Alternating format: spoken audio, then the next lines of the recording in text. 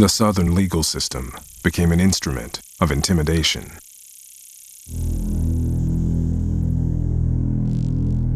Louisiana, Texas, South Carolina, Mississippi, and Florida passed laws that virtually prohibited freedmen from any work except as field hands.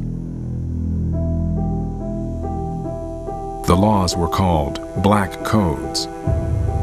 The aim was slavery without the chain. The Black Codes were laws passed to control and restrict and constrain the lives of the freed people, essentially rendering them bondsmen again under law.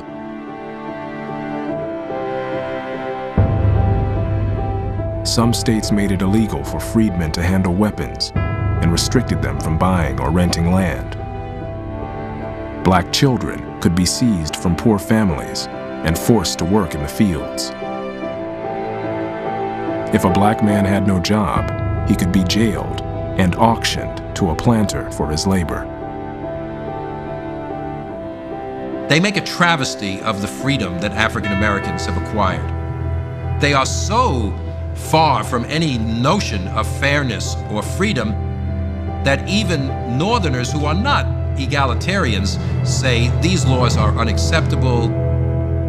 And so Northern Republicans are faced with a dilemma. They don't want to have a big fight with the president, but to accept the idea that Johnson's policy is a success and accept the Black Codes, they feel means giving up the victory in the Civil War.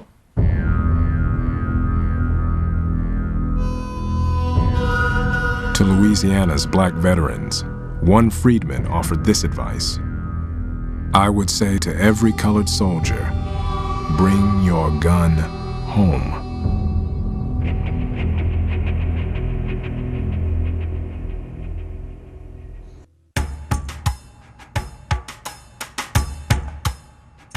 In December 1865, the 39th Congress, the first since the end of the Civil War, convened in Washington.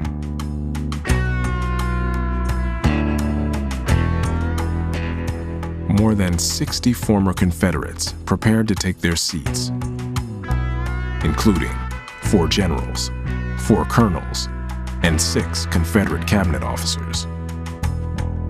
Even Alexander H. Stephens, the former vice president of the Confederacy, expecting, as one observer put it, to govern the country he had been trying to destroy.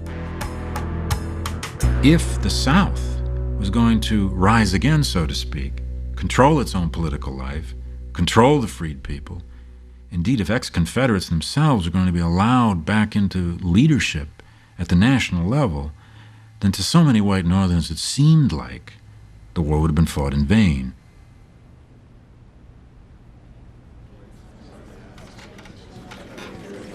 On the opening day, the clerk of the House refused to announce the names of the Southern delegates in his roll call. The former Confederates were denied their elected seats and sent packing. The fight for control of Reconstruction had begun. In many ways, Congress was a poisoned atmosphere in the debates over the Reconstruction policy. There were raw war memories being played out.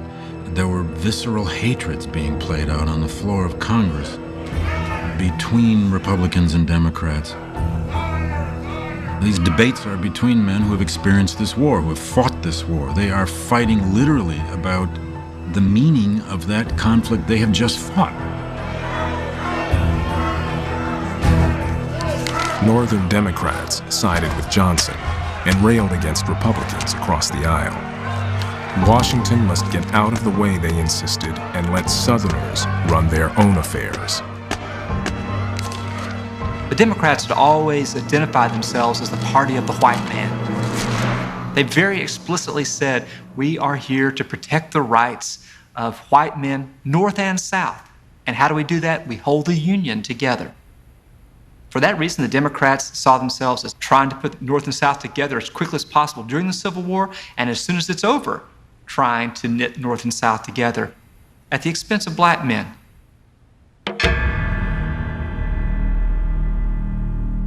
At one point in the debates, Thaddeus Stevens stood up and, answering his Democratic colleagues, says, "Do not, I pray you, admit those who have slaughtered 500,000 of our countrymen until their clothes are dried and until they are reclad.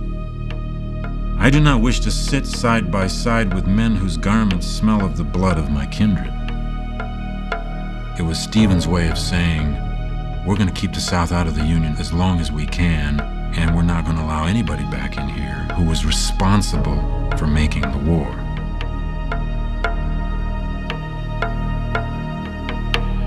A congressional committee on Reconstruction concluded that Southern governments were unable to keep law and order or stem violence against African Americans.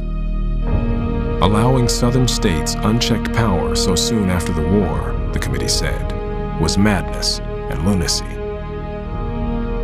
Moderate Republicans had hoped to persuade Johnson to provide minimal protections for blacks in the South. Now, even they were growing impatient with the president's policies.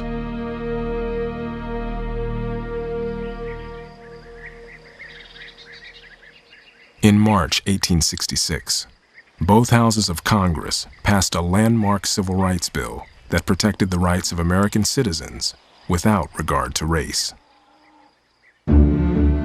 Republicans warned Johnson not to veto the bill if he hoped for any continued cooperation with Congress. 2 weeks later, Johnson vetoed the Civil Rights Bill. Johnson is opposed to the granting of those types of protections to black people. This had not been done for the white immigrants who had come to America. Why then are you doing it for these black people? Moderate Republicans were outraged. Johnson was stubborn, self-righteous, rigid in thinking. He was really the worst person possible to become president accidentally at a time when flexibility, vision, and creative leadership were really what was required. Moderate Republicans are forced into the radical camp because they had to oppose Andrew Johnson. Johnson's plan of Reconstruction was so lenient, in utter contempt of black liberty, that was simply unacceptable.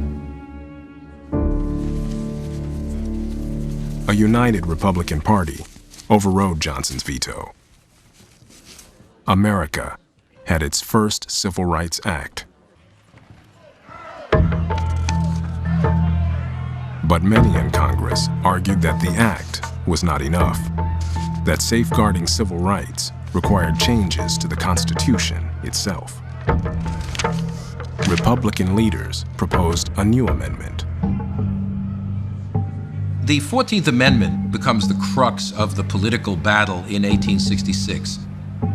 And basically, what they put into the Constitution is a new definition of American nationality and citizenship, making African Americans for the first time full citizens of the United States.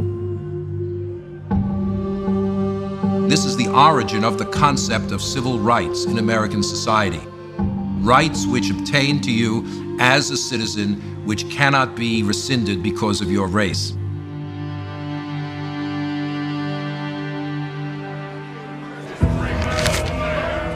This is a titanic debate about just what the authority of the federal government is going to be.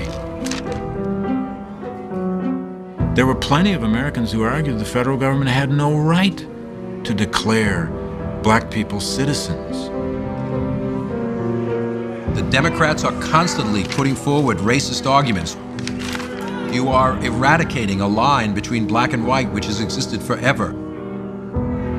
To Republicans, what's at stake here really is the definition of freedom. If a person can be discriminated against in every walk of life because of their race, has slavery really been abolished?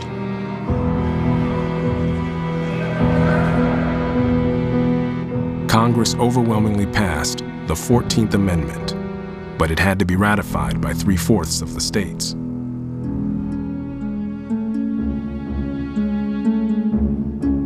The president denounced the amendment and accused the Republicans of treason. Johnson is opposed to an expansion of federal power.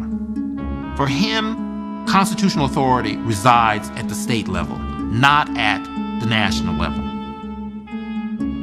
And Johnson believes that the Republicans are engaged in an enormous usurpation of state authority. The lines were drawn.